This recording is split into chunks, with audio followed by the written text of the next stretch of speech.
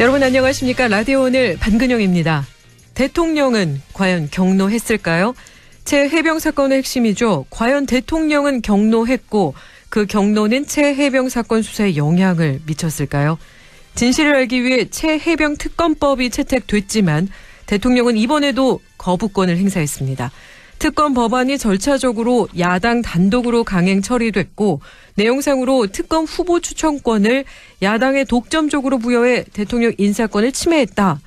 경찰과 공수처에서 수사 중인 사안에 대해 검찰의 추가 수사가 개시되기도 전에 특검을 도입한 것도 원칙에 어긋난다는 게 이유입니다.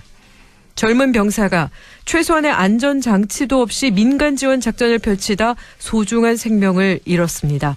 국민은 그 진실을 알 권리가 있고 그 방법이 특검밖에 없다면 대통령의 거부권 행사는 지지를 얻기 힘들 수밖에 없겠습니다.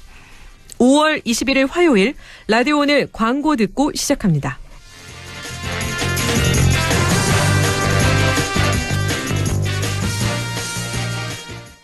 락토핏 이렇게 새로우셨어?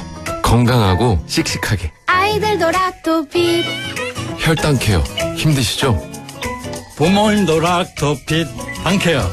우리 가족 장 건강엔 새로워진 락토핏. 우리 가족 맞춤 락토핏. 종근당 건강기능식품입니다. 당신은 아마 아직 모를 거야. 장기렌트 숨은 강자 아마존. 아마 믿지 못할 거야. 합리적인 이 가격을 아마존.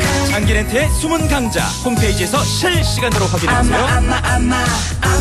아마존카. 안녕하세요, 남궁민입니다. 고객님들 덕분에 국민의 옷집 웰메이드가 50주년을 맞이했습니다. 웰메이드는 앞으로도 모든 순간을 고객님들과 함께하며 더 많은 사랑을 받을 수 있도록 노력하겠습니다. 모든 순간이 웰메이드이길. 웰메이드 50주년. 아기 낳고 펜츠 타자. 타이어뱅크가 올해 아기 낳은 부모님께 타이어 50% 할인, 넷째 출산 부모님께 타이어 무료 증정, 전국민 타이어 3+1 할인 행사에 추첨을 통해 펜츠까지. 대한민국 물가 잡는 타이어뱅크에 방문하세요. 타이어 바꿀 때 타이어뱅크. 이벤트 기간 12월 31일까지. 자세한 내용 홈페이지 참조. 5월 21일 화요일 라디오 오늘입니다. 일부 엄마의 마음으로 바라본 세상사 김세롬의 세상맘사 안동시 의회 김세롬 의원과 함께하겠습니다. 2부 이슈 오늘에서는 경상북도에서 저출생과의 전쟁을 선포했죠. 잠시 후 경상북도 저출생과의 전쟁 본부 안성열 본부장 연결해 함께 이야기 나누겠습니다. 이어서 최유한 시사평론가와 함께합니다. 한 주간의 시사 이슈를 알아보는 시간 최유한의 시사 따라잡기 준비되어 있습니다. 라디오 오늘 유튜브로도 다시 들으실 수 있습니다. 많은 애청 바랍니다.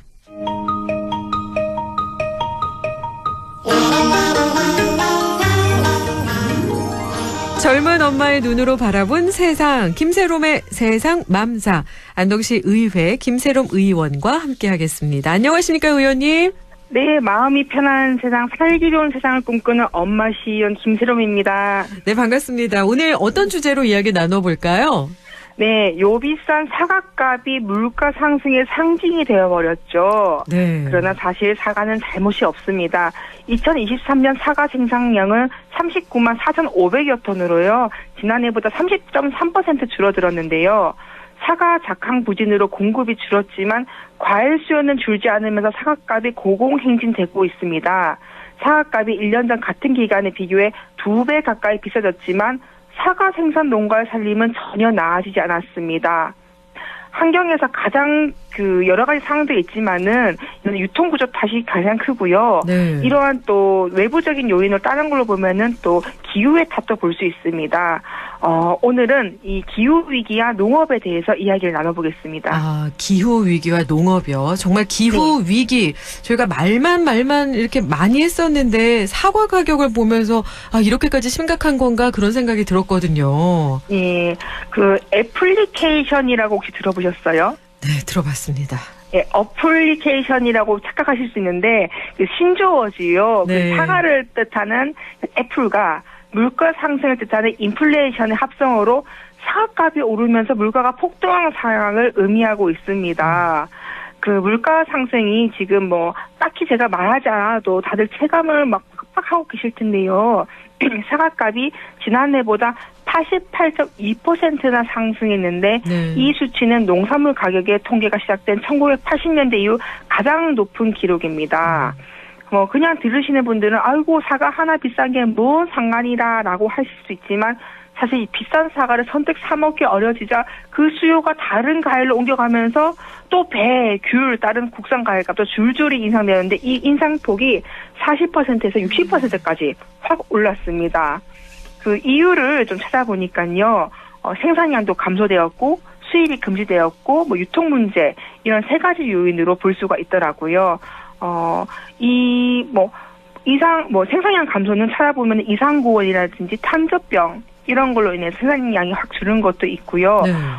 그러자 소비자분들이 법적으로 그럼 사과 수입을 해달라 이렇게 하시는데 그 사과 수입 같은 이 과일 수입을 금지하는 검역제도 때문에 우리나라는 사과, 배, 복숭아 등 8가지 작물 수입을 금지하는데 사과처럼 생과실을 수입할 경우에는 병해충 유입으로 인해서 국내 생태계 교란도 있거나 여러 가지 농업전 분야에 위험성을 유발할 수 있다는 이유가 있는데요.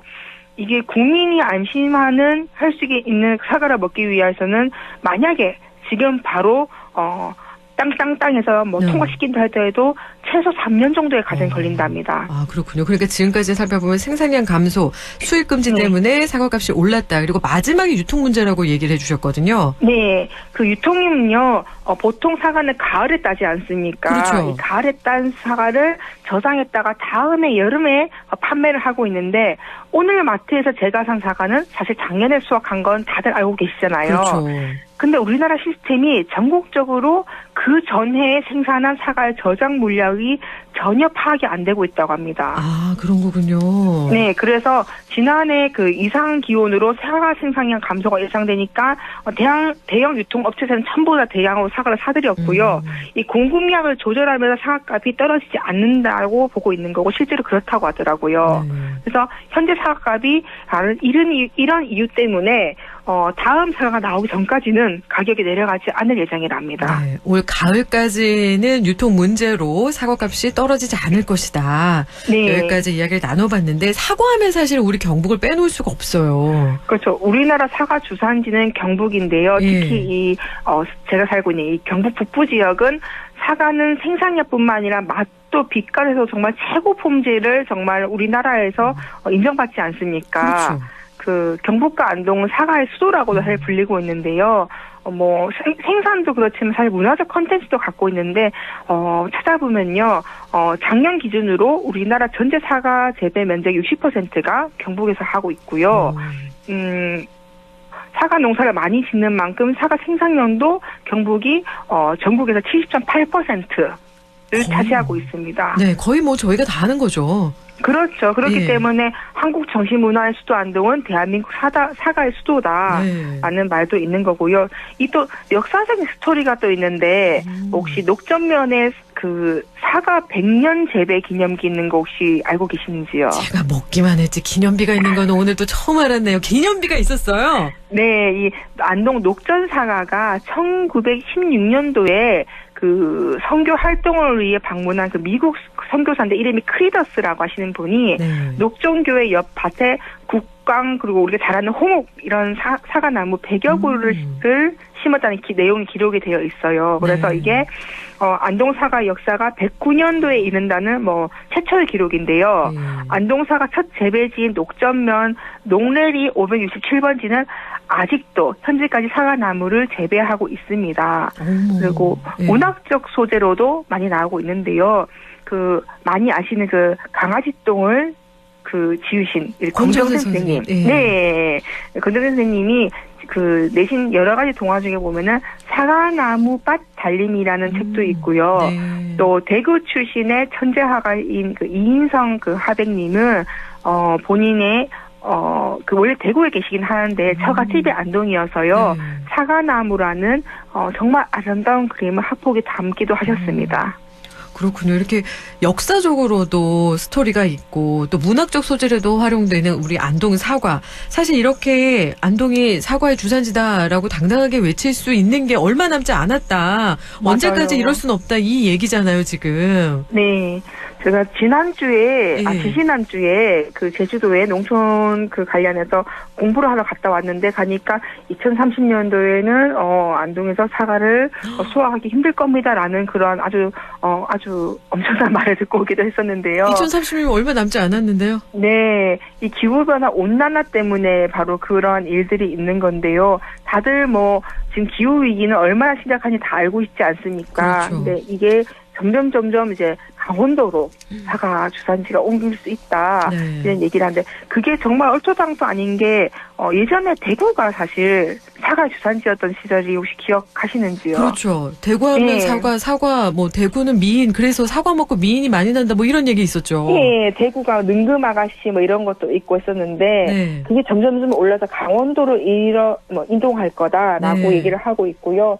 지금 뭐 경북 안동, 영주, 청송 이렇게 충북도 제천 충남의 예산 사과는 2030년대부터는 정말로 지금과 같은 그런 호황을 누리긴 정말 어려울 것이다. 라고 하는데 지난 30년간 제가 통계를 찾아보니까 대구 경북의 사과 재배는 44%가 줄어들었고요. 네. 강원도는 247%가 늘어났습니다. 그 정도였어요. 네, 이게 제가, 그렇게 보니까 굉장히 큰 수치더라고요. 그러니까 영월에서 사과 재배라는 것을 지난해 다큐멘터리로 보긴 했거든요. 네, 맞아요. 예. 네, 근데 그 정도로 수확량이 늘었는 줄은 몰랐네요. 네, 저는 이제 학창 시절부터 해갖고 항상 사과가 있었던 기억이 나고 네. 그리고 사과를 사실 안동에 사신 분들은 다들 이해하시겠지만 돈 주고 사 먹기보다는 네. 항상 그 수학철 되면은 옆집에서 뒷집에서 주셔갖고 학교 가고 할 때 친구들이 항상 사과를 베어 물었던 기억은 아마 제 나이 또래는 다 있을 것 같다고 생각을 합니다. 그렇죠. 이렇게 인심 좋은 곳이거든요. 우리 동네가. 그렇죠. 그런데 이제는 사과 하나 주고받기가 정말 어려운 그러한 시대가 온 것 같아서 제 학창 시절에서 하면 정말 얼마 안에 잠깐의 시간인데 네. 이게 급격한 변화가 일어나는 게 참 너무 아쉽습니다. 네. 아쉽다 이걸로 끝날 게 아니라 앞으로 우리가 어떻게 해야 될지까지도 한번 생각해 봐야겠구나라는 마음이 드네요. 네, 이게 지금 경상북도만 봐서 그런데요. 사실 네. 기후 변화가 이대로 계속되면은 50년 후인 2070년대에는 네. 우리나라에는 사과 재배를 아예 할 수 없다는 예측도 벌써 나와 있는 상황입니다. 우리 후손은 그러면 우리 나라에서 나오는 사과를 못 먹는다는 얘기잖아요. 그렇죠. 그게 벌써 먼 일이 아니고 벌써 우리 세대에서 벌써 일어날 수 네. 있는 일이어서 너무 안타깝습니다. 아쉽습니다. 네, 그러면 네. 오늘은 이쯤에서 이야기 정리하도록 하겠습니다. 다음 시간에 또 이야기 이어가도록 하겠습니다. 오늘 말씀 네. 고맙습니다. 네, 감사합니다. 지금까지 김세롬의 세상맘사 기후위기와 농업에 대해서 오늘 이야기 김세롬 의원과 함께 나눠봤습니다. 라디오 오늘 1부 여기까지고요. 잠시 후 2부에서 뵙겠습니다.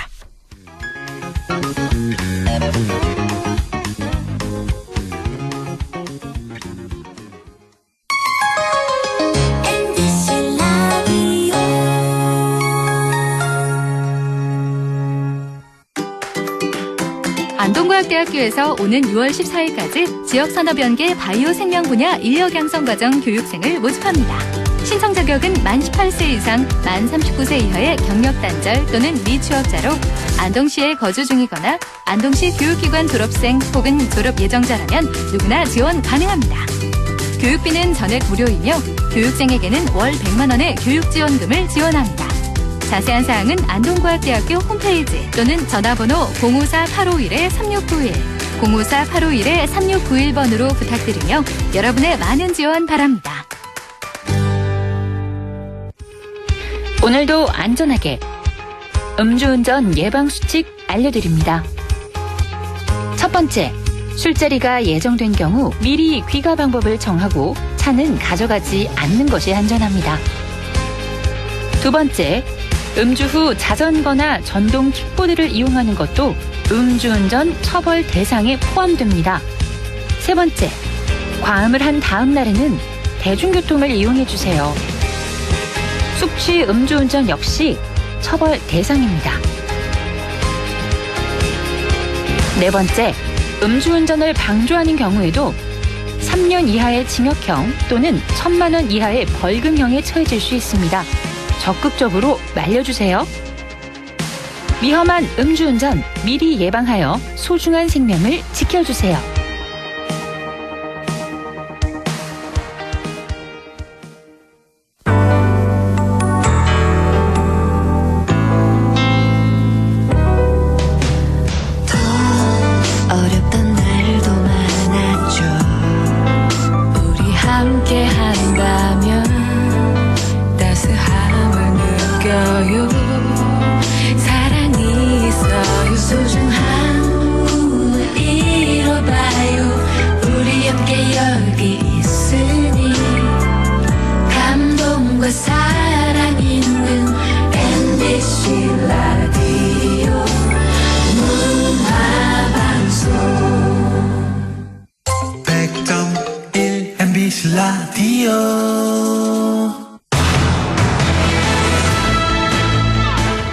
라디오 오늘 2부 순서 이슈 오늘입니다. 한 자리 출산율을 기록한 지 오래죠. OECD 회원국 가운데 최하위입니다.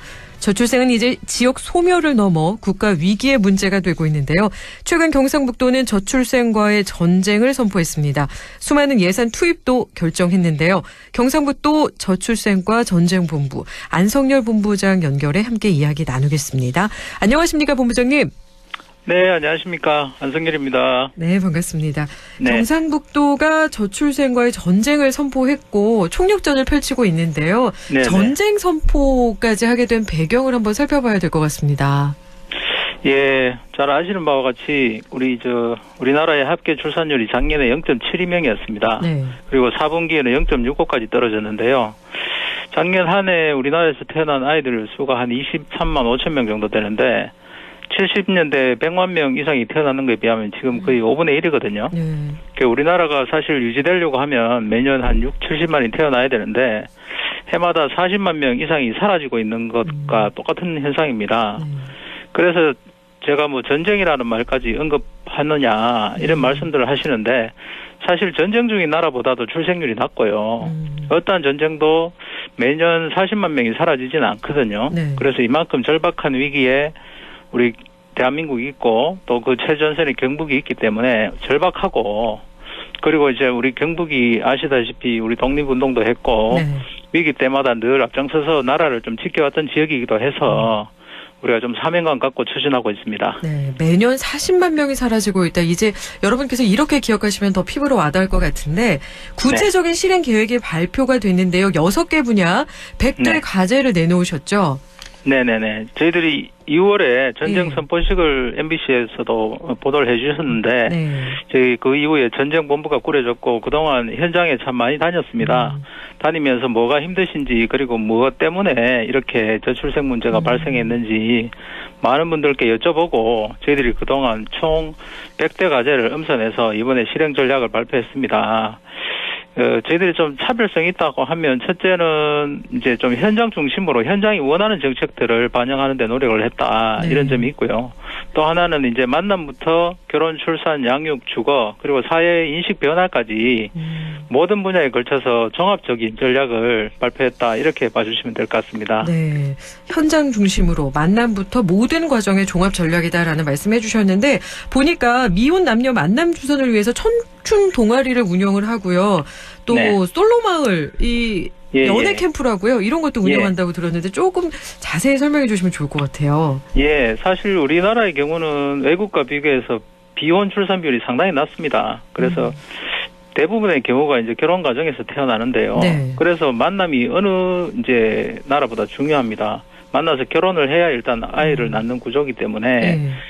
그런데 이제 사실 보시면 주변의 청년들이 취업도 어렵고 또 취업해도 경쟁이 워낙 치열하고 또 우리 북부권 같은 경우에는 사실 여건들이 서로 조금 달라서 만남의 기회를 갖는 게 상당히 어렵다고 들었습니다. 정말 우리 어렵죠. 우리 도청만 해도 지금 한 33% 이상이 미혼인 걸로 저희들 조사를 했고요. 그래서 우리 사회 전체에 30대 절반이 미혼이라는 조사도 있고 이래서 이래서는 안 되겠다. 경상북도가 지금 급하니까 일단 결혼정보회사 역할을 좀 해야겠다. 이래 싶어서 저희들이 청춘 동아리 사업은 일단 젊은이들 와서 가볍게 취미 동아리 활동하면서 만나는 그런 프로그램이고요. 솔로 마을은 이제 여름 휴가나 크리스마스 시즌에 저희들이 특별한 프로그램을 만들어서 좀 관심 있는 우리 청년들이 와서 같이 머물면서 만남을 연결하는 사업들입니다. 그래서 여기서 좀 저희들이 잘 되면 좀 커플이나 신혼부부 등에게 우리 저희들 국제 크루즈 여행도 좀 보내드리고 가족 여행도 조금 지원해드려서 우리 청년들이 정말 가족을 만났을 때 그런 기쁨들을 좀 맛볼 수 있도록 저희들이 좀 지원하겠습니다. 네, 제가 방송 전에 이렇게 멘트 광고가 나오는 걸 봤거든요. 캠프 모집한다. 그럼 이제 몇 분 정도 한 번에 이 캠프를 하게 되면 모이게 될까요? 일단 이 두 사업이 좀 다르긴 한데요. 일단 청춘 동아리 사업은 저희들 한 1,500명 정도, 150명 정도 생각하고 있고요. 솔로 마을은 저희들이 두 차례에 걸쳐서 한 50명 정도 생각하고 있습니다. 여러분. 그리고 국제 크루즈 여행은 저희들 한 100명 정도 그렇게 보고 있습니다. 네, 적극적으로 지원해 보시면 좋을 것 네. 같고요. 그리고 네. 또 이렇게 항목에 보니까 난임 부부 네. 지원이 되게 눈에 띄었어요. 이 부분은 네네네. 어떻게 지원을 해주시나요? 네, 사실 그 아이를 원하는 가정이 뭐 아이를 갖도록 도와드리는 게 저희들 최우선 과제라고 생각하고요. 네. 그게 제일 필요하다고 생각을 하고 있습니다. 그래서 경북에서는 사실 난임에 대해서는 어떤 지역보다도 저희들이 폭넓게 그리고 많이 지원을 해드렸거든요. 그런데 이러한 지원을 이번에는 더 과감하게 준비해서 이제 과입력 보존을 위해서 좀 원하시는 분들한테 냉동 난자 보조 생식술 이런 비용들을 지원해드리고요. 특히 이제 저희들이 처음으로 전국에서 처음인데요. 남성 난임 시술비까지 저희들이 지원하려고 합니다. 그래서 이런 부부들이 좀 난임에 대해서 조금 더 적극적으로 대응하실 수 있도록 저희들이 도와드리고요. 네. 또 심리 상담도 중요하기 때문에 권역별 상담센터가 현재 지금 안동에 한 개 있는데 네. 김천까지 확대할 계획입니다. 와, 이 비용이 상당한데 이런 비용을 이렇게 지원을 받게 된다면 난임 부부들은 적극적으로 환영할 것 같고요. 그리고 네네. 사실 낳지 못하는 이유가 우리가 아이를 갖지 못하는 이유가 주거 불안인데 이 네. 주거 불안에서는 어떤 대책들이 있을까요? 예, 말씀이 딱 맞습니다. 원래 초에 저희들이 지사님 모시고 전 직원들이 끝장 토론을 하고 제가 현장에서 들어보니까 네. 가장 어려운 부분 중에 하나가 주거하고 아이들 양육이었습니다. 요즘 또 젊은 세대들은 집을 준다고 해도 자신들이 이제 원하는 사이즈나 이런 뭐 그 환경이 아니면은 네. 안 살더라고요. 그렇죠.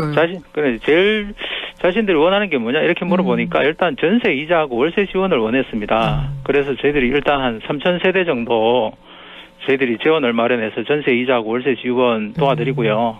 그리고 장기적으로는 저희들이 신도시에 일단 한 700세대 넘게 그리고 또 추가적으로 시군마다 한 200호씩 원래부터 늘려서 한 700호까지 확대해서 전체 한 1,500세대 가까운 세대들을 저희들이 지원하려고 하는데 이 아파트들은 이제 기존의 그런 공공임대주택의 선입견이 있지 않습니까? 네네. 이런 선입견을 넘어서서 이제 아파트 중앙 마당 같은데 아니면 1층에 돌봄 인프라가 충분히 갖춰진 그런 아파트들을 저희들이 만들어서 모델을 만들어서 이것도 조금 공급을 하고요. 특히 요즘 보니까 세자녀 가정도 계시는데 이런 분들이 사실 85제곱미터 안에서 사시면 좀 복잡하시거든요. 네. 이런 분들이 원하시면 좀 큰 평수로 이사할 수 있도록 저희들 지원도 추진하겠습니다. 아, 세 자녀 이상이면 조금 더 큰 평수로 이사할 수도 있다. 이렇게 주거 지원까지 해주시는데 여기서 또 이제 한 걸음 더 들어가면 이제 돌봄 인프라를 구현해 주신다고 하셨는데 사실 돌봄 문제가 이 부부들에게는 가장 큰 문제거든요. 네네네. 이 돌봄 문제, 일과 생활의 균형 문제는 어떻게 해결해 나가실 계획일까요? 예, 사실은 부부들한테 물어보니까 만약에 아이를 믿고 맡길 수 있다면 아이를 더 낳겠다 이런 비율이 상당히 높았습니다. 네. 이제 우리 사회가 사실은 여성들의 사회 진출이 급속하게 늘면서 이런 돌봄에 대한 수요도 굉장히 높아지고 있는데 정부가 그동안 대책을 조금 잘못 세운 것 같습니다. 그래서 경북도 우리 자체적으로라도 돌봄에 좀 비중을 더 두자 이렇게 하고 저희들이 추진하는데요.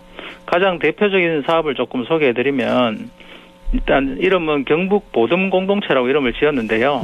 일단 공동체 돌봄입니다. 그러니까 아파트 1층이나 그 유휴시설에 기존의 어린이집들 같은 걸 저희들이 사서 매입을 해서 또 지원을 해드려서 거기에 이제 그 전문 교사들이 들어가고요. 그리고 자원봉사자들이 들어가고 그리고 소방하고 경찰이 들어가서 안전을 책임지고 그리고 자율방범대 분들이 또 이동을 도와드리고 이런 구조로 해서 누구나 언제나 이제 아침 일찍부터 저녁 늦게까지 12시까지 저희들이 생각을 하고 있는데 그 애를 맡기고 뭐 출타를 하시거나 일을 보시고 오실 수도 있고 또 하루 종일 아이를 맡길 수도 있는 그런 이제 공동체 돌봄 시설을 군데군데 만들려고 합니다.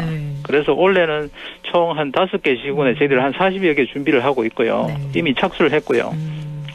그리고 또 하나는 이제 우리 신도시 같은 경우에는 일단 특구를 한번 생각을 해봤습니다.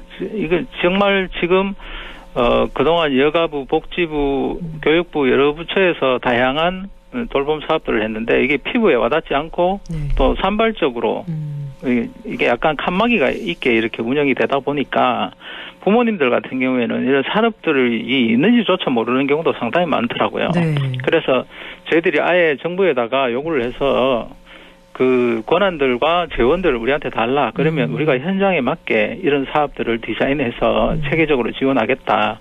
이런 개념으로 봐주시면 되고요. 네. 그 특구 안에서는 모든 규제가 없어지는 그런 규제 프리존이 되겠습니다. 그래서 이런 특구도 저희들 한번 생각을 하고 있고요. 네. 지금 추진하고 있고 정부에서도 적극 반영하겠다는 답을 듣고 있습니다. 그리고 저희들이 이제 우리 지역에 보면은 소상공인들이 상당히 많습니다. 그렇죠. 그 전체 한 37만 6천 명 정도 도에 계신데요. 그동안 사실 소상공인 부부들 같은 경우에는 애를 낳으면 본인들이 사업을 하고 있기 때문에 누구한테 맡길 수도 없고 상당히 곤란했거든요. 네. 이런 분들한테 저희들이 이제 출산 휴가를 가실 수 있도록 대체 인력 인건비도 전국 최초로 저희들이 시도해서 이번에 지금 수요 조사를 마쳤습니다. 네. 공동체 돌봄 네네. 특구, 그리고 소상공인들에게까지는 대체 인력 인건비까지 구체적인 이제 계획들이 있는데, 네. 그래서 저출생 극복 특별법 22대 네. 국회 개원에 맞춰서 건의할 계획이다, 이런 이야기가 있네요. 네네네. 사실은 우리 아나운서 분도 그렇게 생각하시겠지만 저출생 관련해서 특별법, 기본법 들어보신 적 없지 않습니까? 그죠? 그런데 우리나라에서 정말 절박한 문제인데도 불구하고 여기에 관련 법은 사실 없습니다. 그 2005년에 저출산 고령사회 기본법이라고 생겼는데요. 이 인구 정책에 대한 기본 개념 정도만 다루고 있고요. 추동력이 굉장히 부족합니다. 네. 그래서 정부가 이번에 대통령 지시로 이제 저출생 대응 기획부도 이제 설치한다고 하니 이제 좀 추동력이 생길 것 같습니다. 그래서 정부하고 협의를 해서 저출생 문제가 국가의 가장 최우선 과제라는데 국민들 인식을 좀 모으고 모든 법령의 그런 허들을 넘어서 저희들이 특별한 대책을, 특단의 대책을 하려고 하면 특별법이 필요하겠다. 그래서 저희들이 정부에 건의를 했고요. 네. 정부에서도 경상북도하고 같이 협력해서 한번 만들어보자. 그렇게 지금 접점을 저희들이 찾아가고 있고요. 이게 사실은 어떻게 보면 좀 쉬운 문제는 아니지만 그 국민적으로 인식을 지금 모아가고 있는 단계이기 때문에 충분히 잘 되지 않을까 저희들은 그렇게 보고 있습니다. 네. 이야기를 들으면 들을수록 정말 저출생과의 전쟁 선포를 하시고 적극적으로 정말 힘있게 달려가고 계시는데 그만큼 네네. 예산도 많이 필요하고 네네. 좋은 성과로 이어져야겠구나 싶기도 하고 저희도 네. 기대가 되는데 어떻게 네. 전망을 하시나요? 사실 그 추경 예산으로 저희들이 저출생 원포인트 예산을 이렇게 마련한 적은 이제 처음이거든요. 네. 도에서도 상당한 이제 어떻게 보면 부담을 감내하면서도 이 저출생 문제에 접근하고 있다고 봐주시면 되고요. 사실 도의회에서도 많이 도와주셨습니다. 이 자리를 빌려서 감사드리고요. 이러한 지원이 헛되지 않도록 반드시 성과로 나타나도록 저희들이 최선을 다하겠습니다. 지금 현재 또 도민들께서도 저희들이 하고 있는 1만 원 이상 성금 모금에 적극 동참해주고 계시거든요. 네. 그래서 도지사님도 다니시는 데마다 홈페이지 들어오셔서 꼭 동참해주세요 이렇게 홍보하시더라고요. 예. 그래서 이게 사실은 이 금액이 중요한 것이 아니라 저희들은 이제 국민들 한 사람 한 사람이 마음이 모여야 된다고 생각을 하거든요. 네네. 그런 차원에서 좀 함께 해주십사 부탁을 드리고 있고요. 네. 그래서 저도 사실 본부장을 맡아서 굉장히 어깨가 무겁습니다. 그래서 아직은 다녀보면 저출생에 대해서 이게 되겠느냐 비관적으로 말씀하시는 분이 상당히 많은데 저희들이 좀 국가적인 그런 에너지들을 함께 모으면 우리나라가 사실은 이거보다 더 큰 위기도 넘어서 여기까지 왔거든요. 네. 그래서 저희들은 이 국가 존립을 위협하는 이 저출생 문제도 충분히 함께 힘을 모으면 가능하다. 그렇게 보고 저희들은 추진하겠습니다. 예. 네, 오늘 말씀 여기까지 함께하겠습니다. 고맙습니다. 네, 감사합니다. 지금까지 경상북도 저출생과 전쟁본부 안성열 본부장 연결해 이야기 나눴습니다. 라디오 오늘에서는 청취자 여러분의 참여를 기다리고 있습니다. 우리 지역에서 발생한 사건 사고 소식이나 함께 토론하고 싶은 내용을 안동 MBC 홈페이지 라디오 오늘 게시판에 올려주시기 바랍니다. 전화와 문자 참여도 하실 수 있습니다. 전화는 851국에 7191번, 문자는 샵 0913번으로 보내주시면 됩니다. 문자는 단문 50원, 장문 100원의 정보 이용료가 있습니다. 여러분의 많은 참여 바랍니다.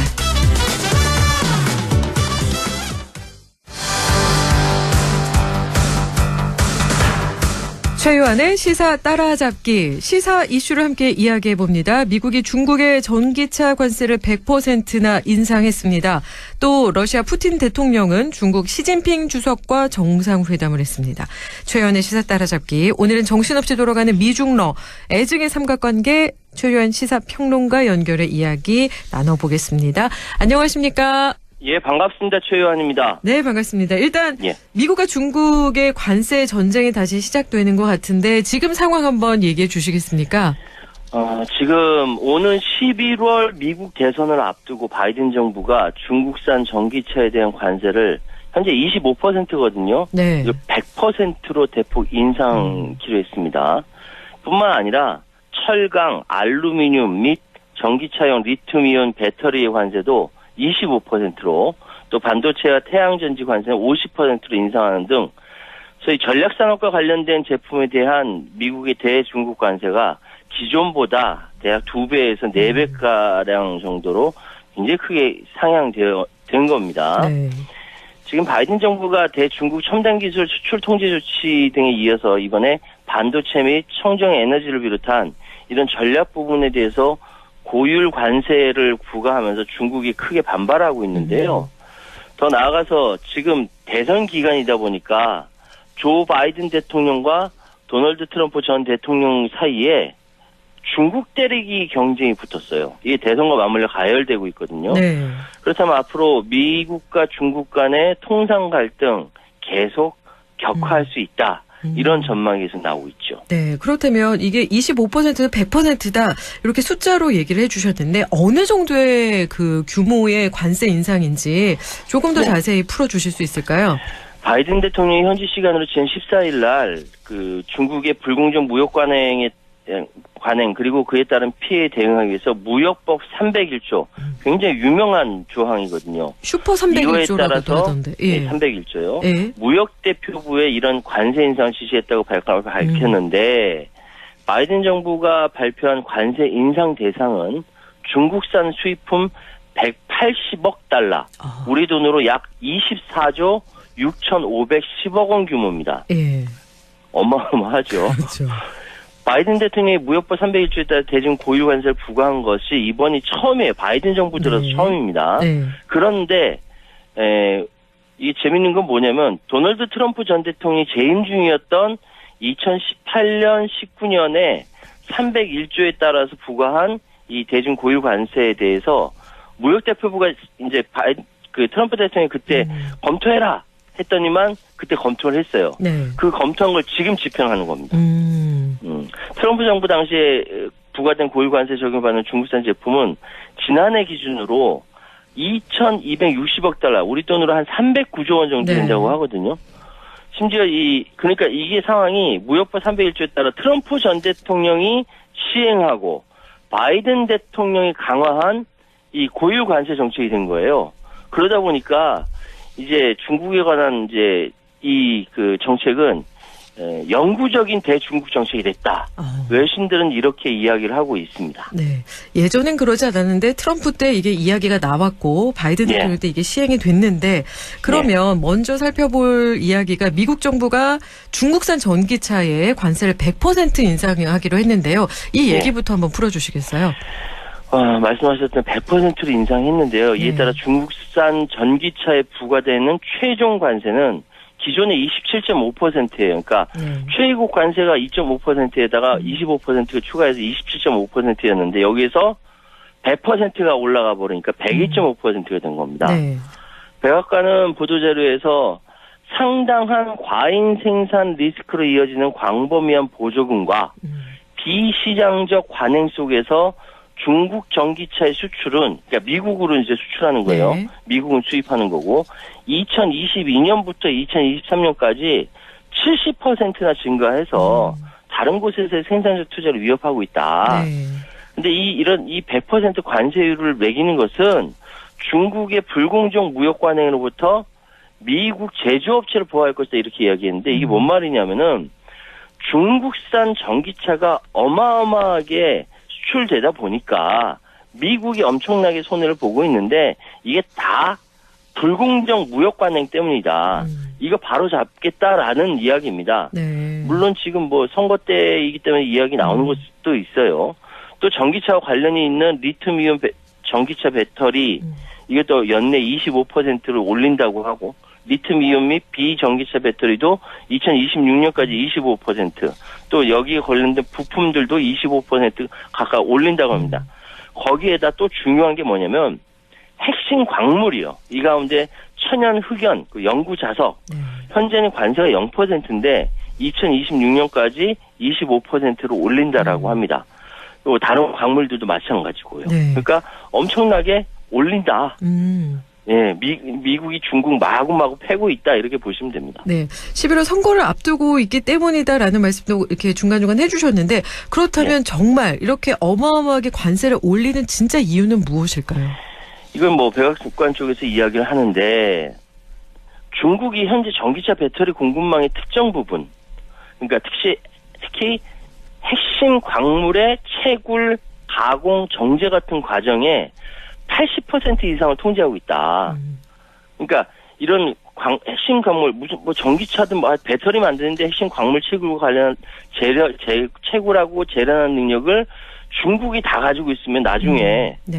공급망이 취약하게 되고 나중에 중국이 아니 나 안 팔아 막 이렇게 배째 막 네. 이래버리면 네. 엄청 곤란하지 않습니까? 이게 그렇죠. 국가 안보와 청정 에너지 목표를 위험에 처하게 만든다라고 판단하고 있는 것이죠. 중국이 다른 한 손에 전기차와 배터리 그리고 다른 한 손에는 배터리를 만드는 광물 채굴도 다 가져갔는데 이게 나중에 안보 위협으로 오면은 되도록이면 안 되기 때문에 먼저 선제적 조치를 취한다라고 이야기를 하고 있는 겁니다. 네. 그러면서 이야기하는 것이 미국이 양질의 일자리를 창출하고 유지하기 위해 바이든 대통령이 역사적인 투자를 하고 있는 전략적 부분을 신중하게 겨냥한 것이다. 그러니까 그러니까 중국의 것이 아닌 미국의 전기차와 중국의 것이 아닌 미국의 배터리라는 이 전략적 부분을 육성을 시키기 위해 바이든 대통령이 이렇게 막 전략적 차원에서 투자하고 막 노력하고 있는데 중국이 걸림돌이 안 되니까 이게 신중하게 결정했다. 완전히 이게 선거용 이야기예요. 아, 그렇군요. 요거는 그러니까 우리 미국의 것을 사용하기 위해서 투자하고 있는데 이걸 우리가 조금이라도 시간을 벌어서 우리 산업을 더 키우기 위해서다. 이거는 선거용이고 맞습니다. 안보 위협 때문이다. 이것도 선거용이란 말씀이신가요? 그렇죠. 예. 아, 그럼 좀 이렇게 이해가 되는데 그러면 또 일각에서는 그래 아무리 그래도 너네들이 그렇게 막아도 중국 이길 수 없다. 이런 이야기도 나온다고요. 이 중국을 이길 수 없다라는 얘기를 네. 중국이 얘기하는 게 아니라 예. 미국에 있는 언론들이 집중적으로 얘기하고 있어요. 아, 미국 언론들이요. 예. 예. 그러니까 설명을 드릴게요. 미국이 백악관이 지금 취하고 있는 조치, 그러니까 중국산 전기차에 대한 관세를 현재 25% 100%로 인상했는데 이게 단기적인 보호 조치일 뿐 중국 전기차의 미국 진출을 잠시 지연시킬 수는 있지만 궁극적으로 막을 수 없다. 아, 막을 수 이렇게 없다. 이야기합니다. 예. 왜? 그러니까 현재 미국에는 제너럴 모터스 같은 미국 자동차 제조업체들이 깨달은 거예요. 중국의 저가 전기차와 가격 경쟁하는 건 진짜 어렵다. 아. 이미 이 사실을 깨달았는데 예. 그 이유는 사실 중국 자동차 회사들이 미국에 계속 자동차를 이렇게 그 자체 그 중국산 브랜드를 판매하려고 했거든요. 네. 성공을 잘 못했어요.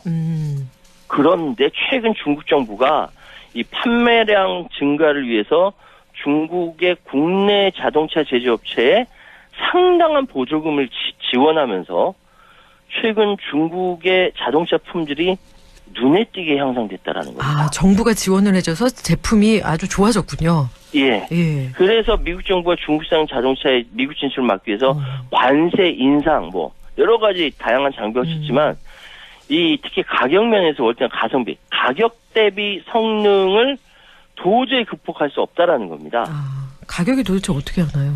사례를 드릴게요. 그래서 네네.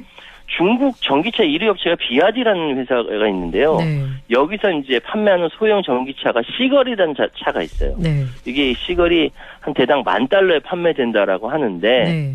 이 시걸의 100% 이 말씀드렸던 어마어마하게 관세를 붙인다 하더라도 현재 미국에서 판매되고 있는 많은 전기차 가격과 유사하거나 더 저렴하다. 아, 그러니까 $10,000라고 하면 거의 한 1,370만 원 정도. 예. 이렇고 미국의 그 제너럴 모터스 자동차 제가 찾아보니까 2,700만 원 정도더라고요. 그렇죠.